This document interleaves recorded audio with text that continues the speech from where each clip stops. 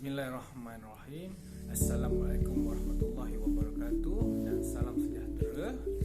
Saya Alif Zakun Nazlak bin Bahari membentangkan tugasan kumpulan yang telah diberikan di bawah modul pengantar pengurusan.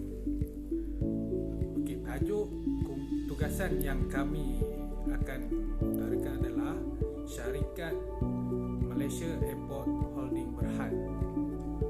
Sebelum saya melanjutkan pembincangan saya, izinkan saya memperkenalkan ahli-ahli kumpulan kami, iaitu saya sendiri Alif Zakun Nazlak bin Bahari, yang kedua Ahmad Fairuz bin Muhammad Nur, ketiga Muhammad Syukri bin Abdullah, yang keempat Muhammad Aidil Amin bin Muhammad Alwi, yang kelima Muhammad Faizal bin Cik Muhammad Noor, yang keenam Nur Azim bin Muhammad Noor, yang ketujuh Nur Lizawati binti Ramli, yang ke-8 Nur Izzati binti Samsul, yang ke-9 Revati Paramasnam, yang ke-10 adalah Ridwan Jakaria. Pengenalan kepada Malaysia Airport Holding Berhad, iaitu diringkaskan kepada MAHB, merupakan sebuah syarikat yang telah dikontrakkan pada tahun 1991 melalui dasar pensuasataan negara, yang mana Parlimen Malaysia telah meluluskan untuk mengasingkan Malaysia Airport Holding Berhad dari Jabatan Penerbangan Awam, iaitu DCA, kepada satu entiti yang bertanggungjawab penuh menguruskan dan memajukan lapangan terbang di Malaysia. Pada November 1992, DCA telah melantik dan memberikan lesen penuh kepada MAHB sebagai pengurus lapangan terbang di Malaysia, yang membolehkan MAHB berfungsi sepenuhnya. Logo rasmi MAHB sejak penubuhannya pada 1991 adalah seperti yang tertera di dalam slide yang telah dibentangkan. Pada November 1999, syarikat pemegangnya iaitu Malaysia Airport Holding Berhad telah disenaraikan di papan utama di Bursa Kuala Lumpur, yang menjadikan syarikat pengurusan lapangan terbang yang pertama disenaraikan di Asia dan ke-6 di dunia.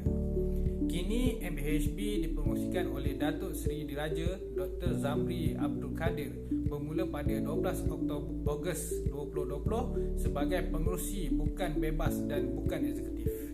Merujuk kepada papan Bursa Saham Kuala Lumpur pada 11 Disember 2020, MAHB mencatatkan mata 5.830 sesaham, yang mana dilihat menurun sejak kebelakangan ini disebabkan pandemik COVID-19 yang melanda negara. Bagi misi, visi dan objektif. Visi MAHB adalah Malaysia Airport mempunyai visi syarikat yang tersendiri, yang mana syarikat ini berhasrat untuk menjadi perniagaan lapangan terbang bertaraf dunia. Malaysia Airport juga mempunyai 3 misi utama yang menekankan perkara-perkara berikut, iaitu menyediakan pintu masuk penerbangan bertaraf dunia, menguruskan rangkaian lapangan terbang dan perkhidmatan dengan kos yang lebih efektif dan melebihi jangkaan pelanggan, pemegang saham dan pelabur-pelabur lain. Malaysia Airport juga menyenaraikan beberapa objektif, yang mana memfokuskan kepada memberikan perkhidmatan yang terbaik kepada pelanggan dan menjadi lapangan terbang terbaik di dunia. Objektif MAHB adalah terbahagi kepada 3, iaitu pertumbuhan trafik, kecemerlangan perkhidmatan dan pembangunan komersial. Produk dan perkhidmatan. Produk dan perkhidmatan Malaysia Airport Holding Berhad adalah merupakan salah satu syarikat mengendalikan lapangan terbang swasta terbesar di dunia dan bertanggungjawab menguruskan 39 lapangan terbang di Malaysia dan juga beberapa negara lain seperti lapangan terbang Istanbul Sabina Konses di Turki. Sebagai pengendali lapangan utama negara, Malaysia Airport mempunyai tanggungjawab dan peranan yang besar dalam meningkatkan kualiti perkhidmatan, yang mana lapangan terbang merupakan pintu masuk utama negara yang dapat mencerminkan kemakmuran dan kemajuan negara. Penyediaan kemudahan landasan penerbangan kepada syarikat-syarikat penerbangan serta dunia, yang mana aspek keselamatan dan sistem yang teratur merupakan satu kewajipan yang perlu diambil perhatian. Selain daripada perkhidmatan dan kemudahan yang disediakan kepada pihak syarikat-syarikat penerbangan, Malaysia Airport juga bertanggungjawab menyediakan fasiliti yang lengkap kepada pihak agensi kerajaan yang bertugas di sebuah lapangan terbang. Sebagai contoh, kaunter pemeriksaan imigresen dan kastam, ruang pejabat agensi kerajaan seperti Jabatan Penghilitan, Polis Diraja Malaysia dan lain-lain agensi kerajaan yang bertugas untuk memastikan tahap keselamatan dalam keadaan baik. Isu-isu terkini yang berada dalam Malaysia Airport Holding Berhad adalah merujuk pada portal mywilayah.com, menyatakan bahawa pada sekitar bulan April tahun 2019, Kerajaan Malaysia bersetuju meluluskan permohonan Malaysia Airport Holding Berhad bagi melanjutkan tempoh perjanjian operasi bagi mengoperasikan pengurusan dan menyelenggara 39 buah lapangan terbang di seluruh negara sehingga 11 Februari 2069. Anthony Loke Siu Fong selaku Menteri Pengangkutan pada masa itu menyatakan bahawa perjanjian baharu ini membatalkan perjanjian operasi yang telah ditandatangan pada 12 Februari 2009 dan digantikan dengan 4 perjanjian operasi baru melibatkan lapangan terbang antarabangsa Kuala Lumpur, lapangan terbang di Semenanjung. Berikut dengan berita tersebut, BH Online bertarikh 12 April 2019 melaporkan bahawa saham MHB naik 2% susulan berlanjutan tempoh pengoperasian tersebut.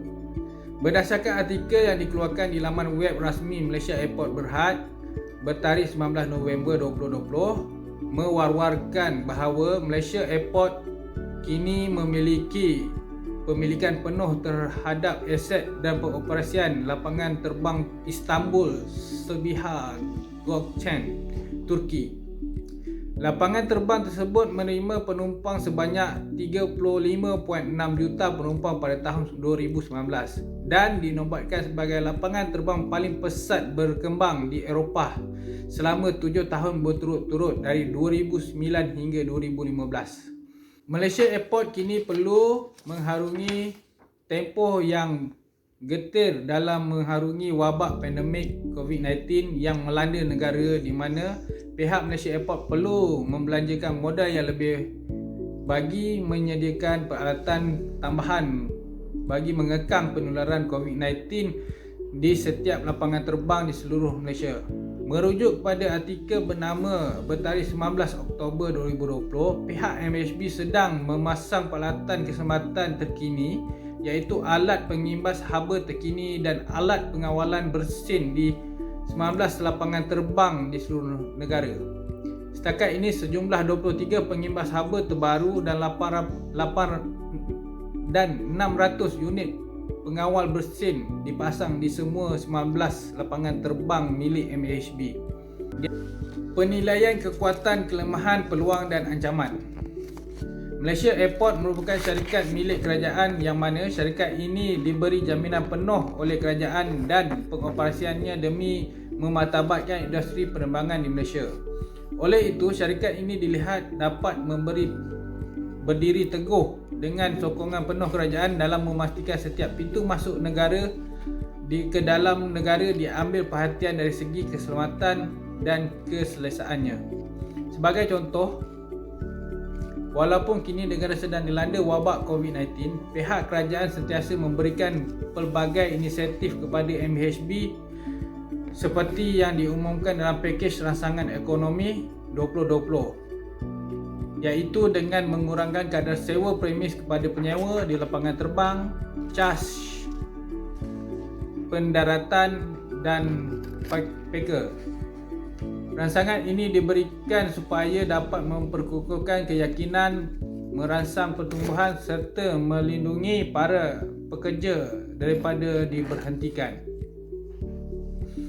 Terdapat juga beberapa kelemahan yang berlaku semasa pengoperasian MAHB di lapangan terbang, yang mana kelemahan-kelemahan ini berlaku disebabkan sistem pengoperasian yang lemah. Pada sekitar bulan Oktober 2019 yang lalu, negara kita digemparkan dengan pembatalan banyak penerbangan yang disebabkan kegagalan sistem di KLIA 1 dan 2 yang berpunca daripada isu dalaman syarikat itu sendiri. Masalah yang berlaku adalah amat serius apabila sistem digital kedua-dua lapangan terbang tersebut lumpuh akibat masalah sistem teknologi maklumat yang berlanjutan. YB Anthony Locke yang menjawat jawatan Menteri Pengangkutan pada masa itu menyatakan bahawa kegagalan sistem kedua-dua lapangan terbang tersebut adalah akibat kegagalan rangkaian Swiss Trust yang tidak pernah ditukar sejak KLIA beroperasi pada tahun 1998. Akibat daripada kelemahan seperti ini, MAHB dilaporkan menanggung kerugian yang besar yang perlu dibayar kepada syarikat penerbangan. Selain itu, timbul juga isu MAHB tidak cukup kaki tangan pada tahun 2017 yang menjadi punca kepada bagasi bertimbun dan sebanyak 50 penerbangan telah mengalami kelewatan pelepasan.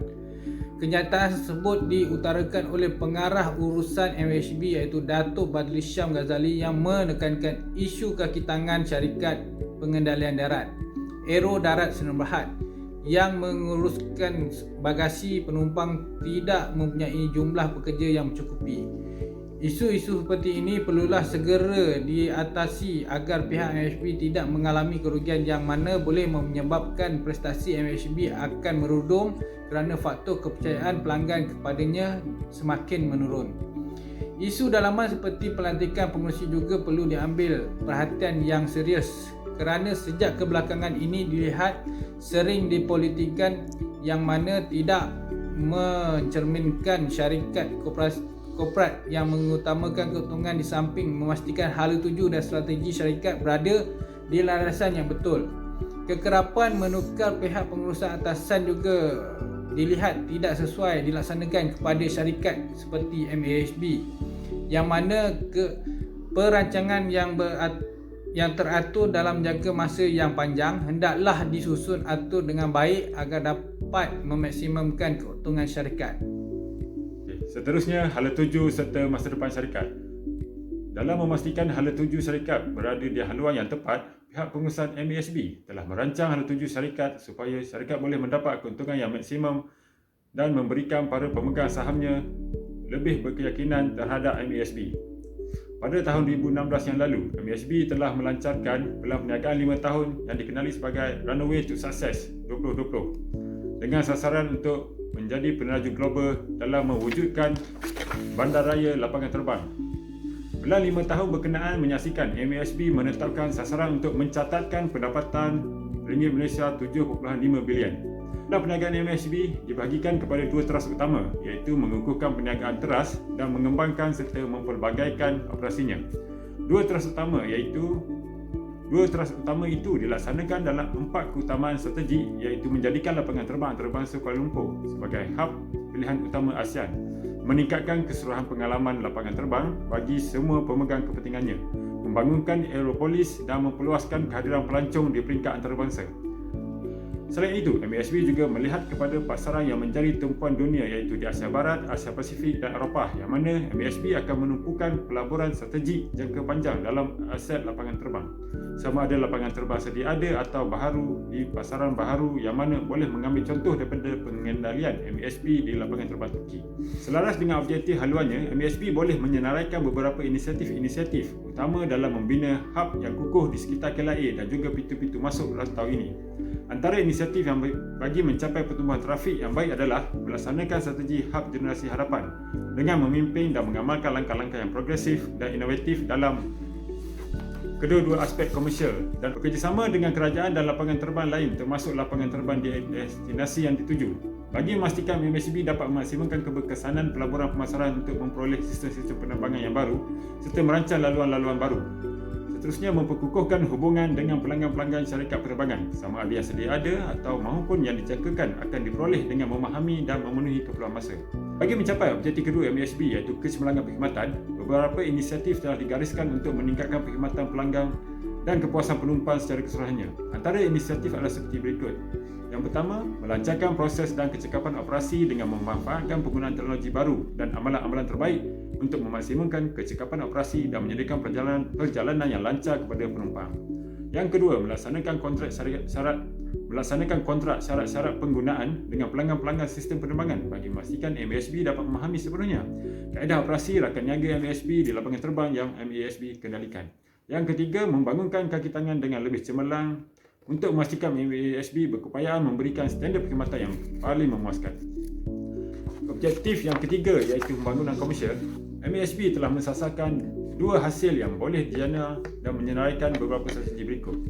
Yang pertama iaitu hasil aeronautik, di mana pihak MASB akan mengkaji semula cas aeronautik dan dalam masa yang sama akan kekal berdaya saing.